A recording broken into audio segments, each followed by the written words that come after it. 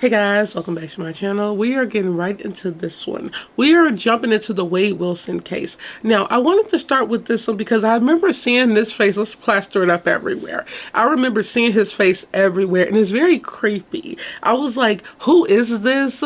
Why is this trending? I was like, what did he do that was that bad? I do believe he was handed down the death penalty. So I'm like, okay, what happened? So we have a guy who was charged with murdering two women within hours of one another, strangling both of them, running one of them over with a car multiple times. And this man is known as the TikTok killer, aka the Deadpool killer. Why do we keep naming these people? It's just ego. Look at that man, was so happy. He's happy he was getting attention. I don't even know why. I personally don't know why cases take so long, but you know, you got to get everything. It's just, he loved the coverage, you can tell. He was trying to look so cool. Once again, plaster his face everywhere. It's very creepy looking. I don't like tattoos on the face. I'm just like, it looked weird. I'm looking at it on the screen right now. Like, he looked like an idiot. Looks like an idiot. I don't care. I hate it. I'm like, people, these killers who I feel like they get inspiration from like others, and they just want to be famous. I just remember seeing his face everywhere, and I remember seeing the screenshots of the trial all on YouTube, and I was like, okay, eventually I'm going to talk about that, and that's what we're doing today. So before I'm jumping into anything, which will be in another video, because these are going to take a while, because I'm going to be watching, learning what he did about the victims, learning you know, what happened at the trial. We're going to watch stuff at the trial, and mind you, this is a scene from the trial. This is going to be the biological father of Wade Wilson telling everybody how his son confessed to him, because that's how everybody found out. So insane. I wonder why he told. I wonder if there's going to be regret. Maybe not, because look at his face. I'm also curious if he's with any gangs. Is that what the face tattooed is? You know, racism. I don't know. Skinheads. He got hair, but you know, could be. Just because, you know, in prison you see a little, I've never been to prison, but you know, I know there is, you know, it's so segregated in prison. You see all these dudes with face tattoos that look like this. So I'm like, is he like racist? What is this about, the face tattoos? So I'm just going to jump right into this one. Before we get into it also, I want to hear how he did it, but people don't understand the parents' side of this one. It's like any case, nobody thinks of the parents. You got kids that murder, nobody thinks of the parents. It's like these are the people that birthed these killers, and it's crazy because nobody you never think that this will happen to your child. And it's actually very sad. You know, I always talk about how disgusting these killers are, which they are. This man can easily burn alone and get taken advantage of, and I wouldn't lose a day of sleep. But it's like thinking about the parents. It's like, can you just imagine, like, you're sitting down at the house about to eat, and then you get a knock on the door. Your son's been arrested for a double murder. And then you learn what they did, and now you're thinking, why is he this violent? I didn't raise him like this. Maybe I did. I don't know about his parents. But it's so much that goes to your head, I'm pretty sure. I just cannot imagine, like, raising a killer. Like, and what's crazy is that it be normal families. People could be raised, they can raise their child so normal, and they get influenced from like their peers. Maybe he was like, you know, his friends was in, like, grew up doing bad stuff. It could be anything. It's just because I don't know anything about him. And I'm going into this case not knowing anything about him, guys. And that's why I wanted to go in like unknown, so I could see how he confessed, so I can kind of pinpoint what happened and the type of dude he is. So let's get into it. Good morning. Please state your name for the record. Stephen Testaseca. Mr. Testaseca, where are you employed? I'm self-employed. What type of work do you do? Window and door replacement. Are you married? Yes, ma'am. What is your wife's name? Melanie. Do you live in Fort Myers? No, ma'am. What city do you live in? Lakeland. About how far is Lakeland from Fort Myers? 2 hours. How old are you, sir? 46. You know someone by the name of Wade Wilson? Yes, ma'am. How do you know Wade Wilson? He's my son. How old were you when you found out you were going to be his father? 14 or 15.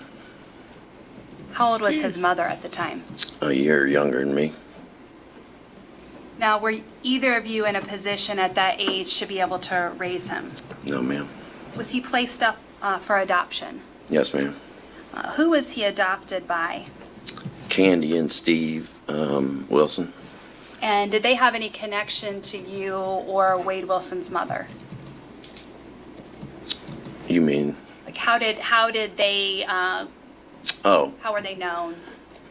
they went to church with Wade's. Look at the face.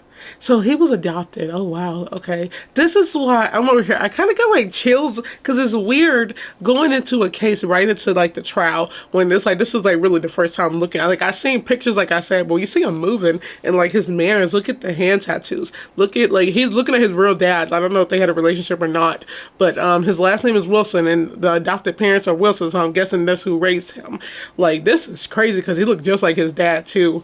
And mind you, they had him so young. And you know what? I need to applaud him because, you know, when you can't take care of a child, you don't just get rid of it, give it up if you can't take care of it. So, you know, at least he did that and, you know, tried to give him a better life because they couldn't take care of him. They was too young, obviously. But wow, this is like, look at the tattoos. If you just, why get stitches? Like the stitches, is that supposed to be, is it a skull? I'm guessing that's a skull, like a, I don't know. Jeez, I don't. And I hear he's really tall too, right? I don't have my phone with me, so I could do the research. Mother's parents. So that was how they connected and ended up raising Wade Wilson. Yes, ma'am. Now, do they have any other children? Yes, ma'am. 2 daughters. And have you spoken with them on numerous occasions? I've spoken with Candy. And that's his adoptive mom? Yes, ma'am. Now, at some point, did You can also see that the dad is not looking at him, and like Wade Wilson is looking directly at him. It's really eerie too because I was like, he's not taking his eyes off him, but I'm pretty sure he's looking at the lady the entire time. I would too. I wouldn't be able to stare at him. It's just I wouldn't be able to do it. you and Wade Wilson connect? Yes, ma'am. How old was Wade Wilson when he connected with you? 18. And was he wanting to connect with you because you're his biological father? Yes. And up until that point, had you ever met him? No, ma'am. Did you end up attempting to have a relationship with him? Yes, ma'am. Did he seem to want to have a relationship? Yes, ma'am. Now, did you have phone calls often? Yes, ma'am. And did you have occasions where you would see each other? No. I went up and visited him one time in Tallahassee. Okay. Now, did he often ask you for money? Yes, ma'am. Did your relationship turn into a situation where he was just asking for your help? Yes, ma'am. I want to turn your attention to Monday, October 7th of 2019. Did Wade Wilson get in touch with you through phone call that day? Yes, ma'am. And what was it that he told you when he called? The first time he said he needed help. He had done something that he couldn't take back. Did he indicate that he and his girl had gotten into an argument? Yes, ma'am. And who was his girl that you were aware of at the time? I just knew her as Mila. And did it seem that he wanted your help because of this argument? Yes, ma'am. When he called you, were you actually at work? Yes, ma'am. Were you able to really give your attention and time to him to try to help him at that point? No, ma'am. So what did you tell him when he was asking for your help? I just told him to call me back around dinner time. I'd be done working and we'd figure it out. And did you at some point have a conversation with your wife about him getting in touch with you wanting your help? Yes, ma'am. Now, during the time that he was supposed to call, about what time was he supposed to call back? I told him around dinner time. Now, between the time he first called that day and dinner time, did you receive a call from a detective? Yes, ma'am. And was that detective looking for your son? Yes, ma'am. Now, when the detective was looking for your son, did you have any idea at that point of what had happened? No, ma'am. Did the detective want... You know what's crazy, y'all? Can you just imagine? Thinking about being the killer, it's like he's trying to call his dad to tell him what happened for some reason. You know, I don't know. What is it, that feeling of guilt, which you should have a lot of guilt? I hope so. It's like that you want to talk about it because you know they're about to get you, so you want to go on and tell somebody. Or is it like bragging? Was he going to brag and like talk about him? Like, I'm so confused. Like, you see this a lot in these cases of where these serial killers, and he's not a serial killer, he killed two people, which really just a murderer. They commit a crime and then they try to confess because they don't know what to do, or they're just so happy they did it, or they just want to talk to somebody. It's really weird. I'm like, why? It's weird that a lot of people do that. A lot of people will confess.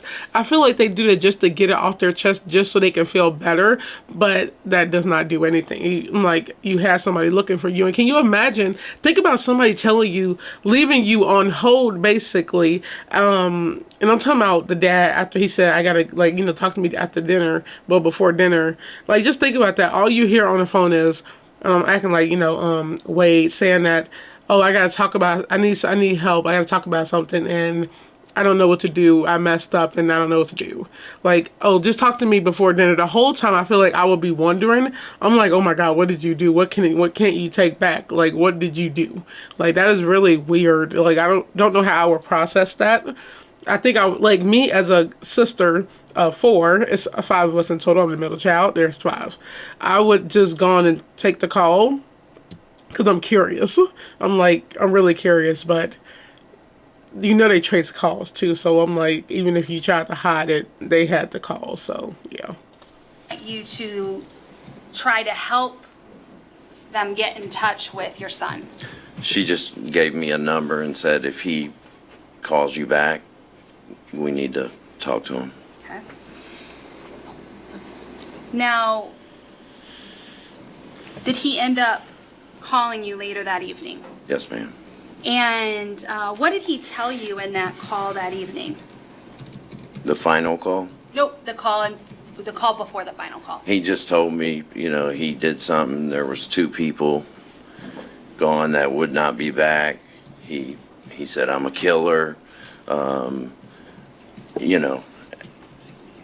I just told him to call me back.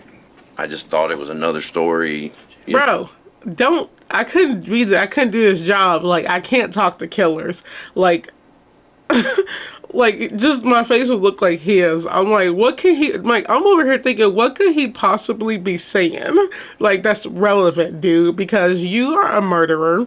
Like, I feel like he's probably talking about, like, oh, I didn't say this or something, or he's like, that's not right. I think it's so eerie. Everything is eerie to me, but I think it's so weird that you have killers that's able to have lawyers. I know it's it's the Constitution, that's what you do. If you can't get a lawyer, if you can't afford one will be provided to you. And I know they're there as like placeholders to help you but it's like, even though they got all this evidence on you, they still have to do their job to get paid. So they'll do whatever they got to do to try to get you something lowered. Even though they knew he was going to jail, they probably tried to fight to get the death penalty taken off. But just him here sitting there like trying to talk normal to his lawyer is just so crazy to me. I would be like, back up, and they'll be like, yeah, get out of here, you're not a good lawyer for him. I'm like, bye, because that's not happening. It's just so weird when you see everybody like that, and that's what is normal. It's like they talking to their lawyer, but it's like, he should not have the right to talk to his lawyer. I think that's what it is. You took two people's lives, sir. He shouldn't even have no water. He should be parched during this whole scene. The whole trial, he should be parched. Oh, God, it just made me so mad. I think we just see somebody like a killer talking normal in court. Like, get out of here. Sorry, y'all. So at this point, when he says that there were two people that wouldn't be with us and that he was a killer, did you put a lot of weight into that? No, ma'am. Do you think he was just telling you a story? He's a good storyteller. So did he then call you back a third time? Yes, ma'am. What time did he call you back? It was around 10 o'clock. I want to go back to that dinner time call. When he talked about these two people who were no longer with us and that he was a killer, did he show any type of remorse? No, ma'am. So let's go now to the 10 o'clock call. Again, your wife knew about kind of what was going on during that day?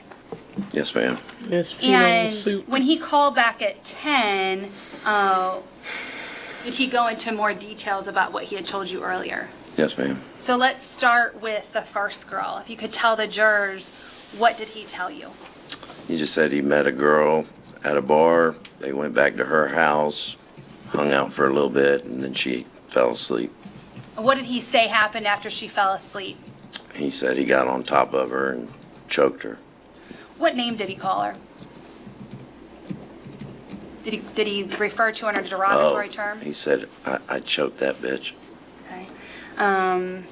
And what did he say he did after he choked her? He said he stayed in the house for a little while, and then he rolled her up and was going to try to put her in her trunk, but he couldn't lift her. Did he say why he was unable to put her in her trunk? He said that he felt like rigor mortis had started to set in. And does rigor mortis make your body stiff? You didn't know? I think so. Yeah. So he just told you that that was the reason that he couldn't lift her and get her into her trunk? Yes, ma'am. And when he said her trunk, it was the trunk of her car he was going to put her in? Yes, ma'am. So what did he tell you he did when he couldn't get her body into her own trunk? He left her there and took her car. What did he say about the second girl? He said he saw her walking down the street and stopped and asked her for directions. And she got in the car with him. What did he say happened once she got in the car with him? He said he reached over and choked her. And did he tell you that he choked her while he was driving? Yes, ma'am. Now, what did he say happened after he choked her? He said he was looking for a place to put her body. Did he find a place where he eventually dumped her body? Yes, ma'am. What did he tell you about the situation when he got to the place where he was going to dump her body? He said that he pulled her out of the car and realized that she was still breathing. So what did he tell you he did when he realized she's still breathing? He said he got back in the car and ran her over until she looked like spaghetti. As he's telling you all these things, what's his demeanor as he's telling you? He was excited. You say excited, what do you mean by that? I felt like he was wanting me to feel the way he felt about it. Did he seem proud of it? Yes. Did he seem to show any kind of remorse? Oh, ma'am. And was he able to go into great detail about both of these ladies' deaths? Yes, ma'am. Let's take a break. Oh my God. Okay. Whoa. Okay, I'm kind of getting why, this was such a dark case. Yeah, I was like really shocked over here listening, y'all. I was gonna pause it before they got into the second girl. Let's talk about this. Wow, two people you don't know at all. I thought he knew the girls, and mind you, they don't mean anything.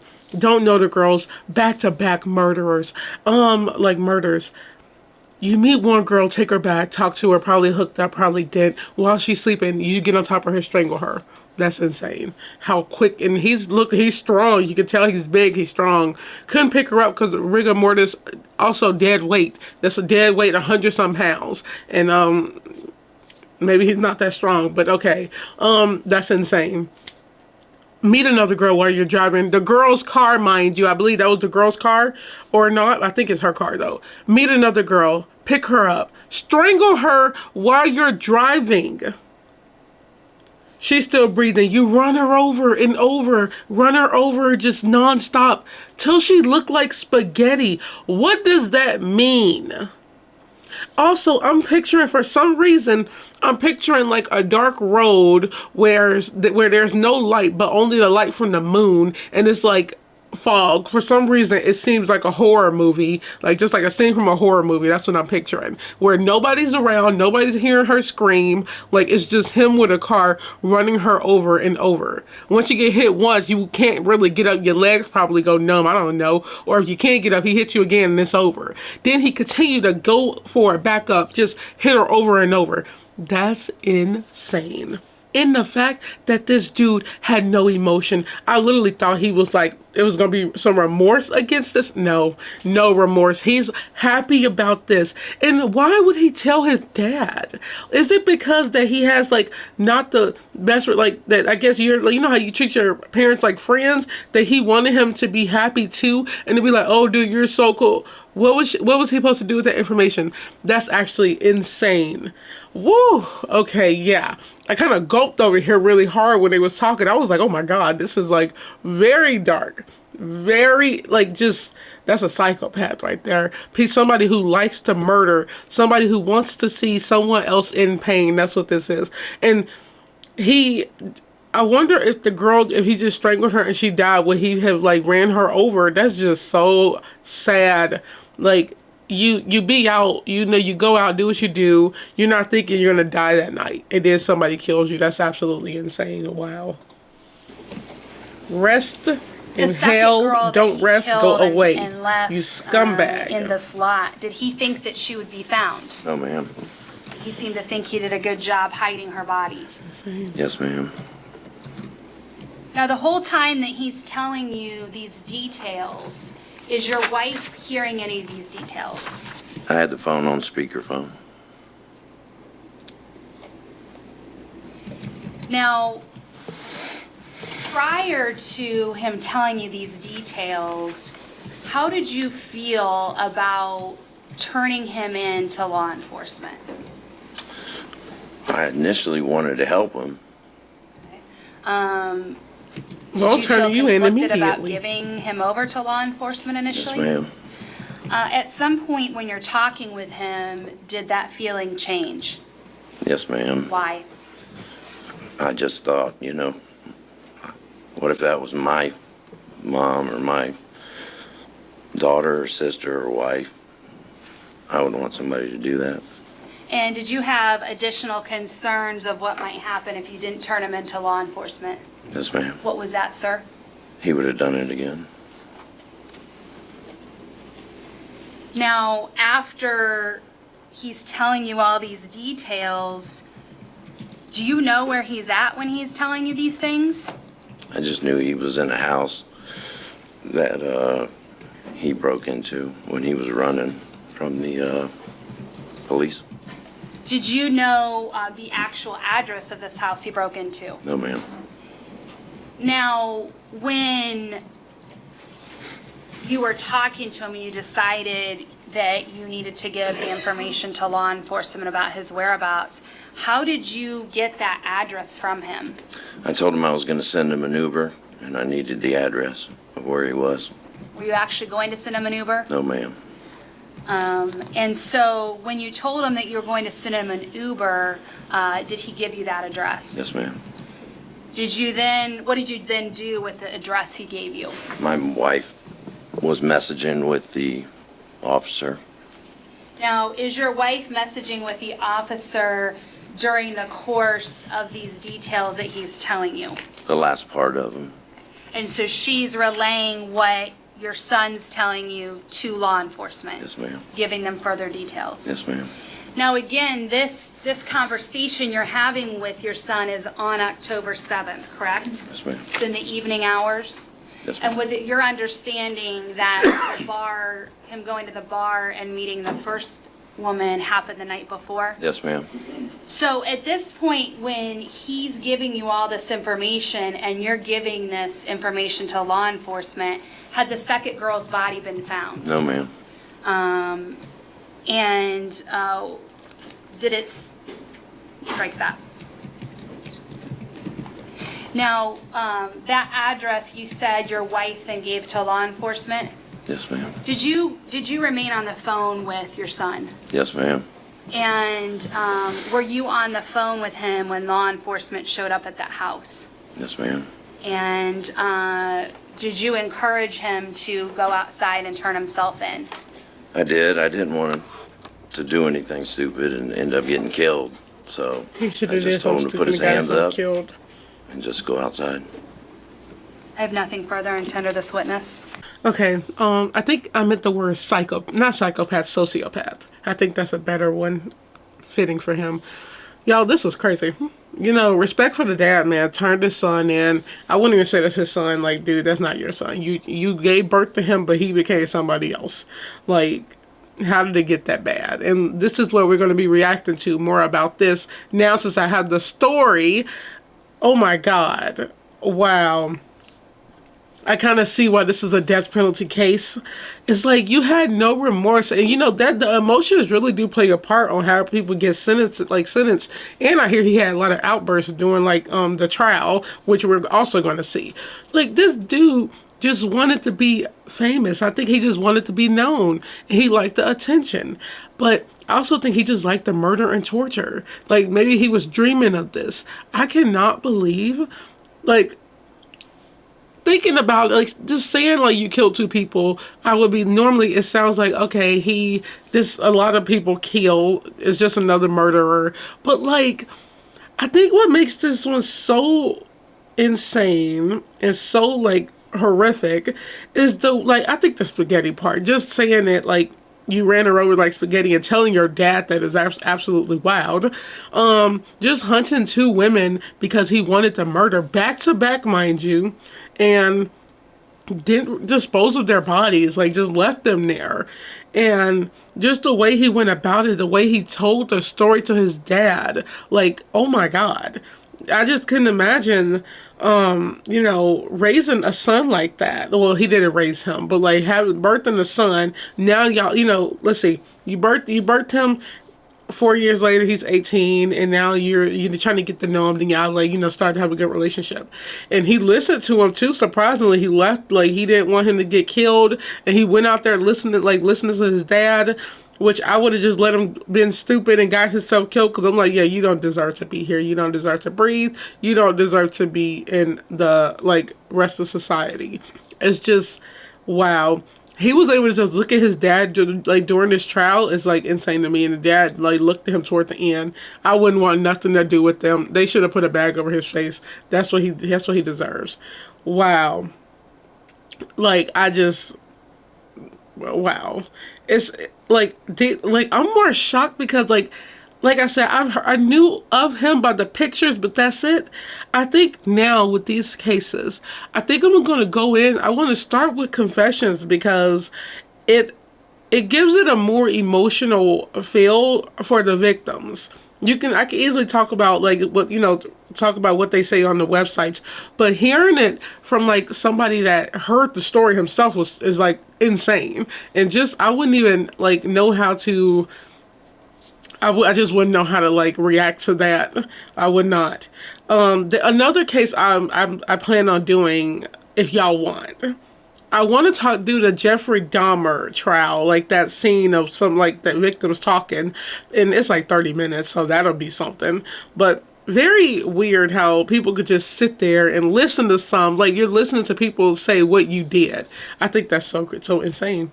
This dude is a sociopath. He loves to murder, not the Jeffrey Dahmer, even though that's true too. I'm talking about the Wade Wilson case now. Back on this. He was excited to murder. You took two women's lives and you don't care. Now I need to know what was his parents, how was he raised? We know you was adopted, okay, whatever. How was he raised? That's insane. He looked just like his dad. That's why I was he's just looking at his dad. Wow. Wow. I don't know. How did he become that way?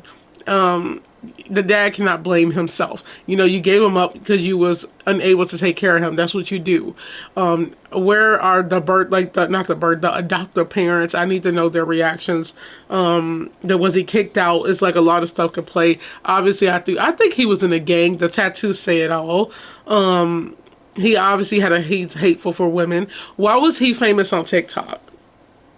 Because they call him a TikTok killer, y'all. Wasn't it women simping after him, I heard? And I hope that's not true. And I got a feeling it is, because that's what this weird-ass generation, this is what they do. It's these new people always, they love, for some reason, you got people who love this shit and try to like fantasize it, thinking they can't murder you until they do, because that's what happens. It's a lot of serial killers back in the day who have fangirls, and they're younger fangirls. And the one with that dude who was like obsessed with like the demons or whatever, I remember it was a lot of girls who was trying to marry him, and they would say, "Oh, he wouldn't kill me," and I'm like, are you that much of an idiot?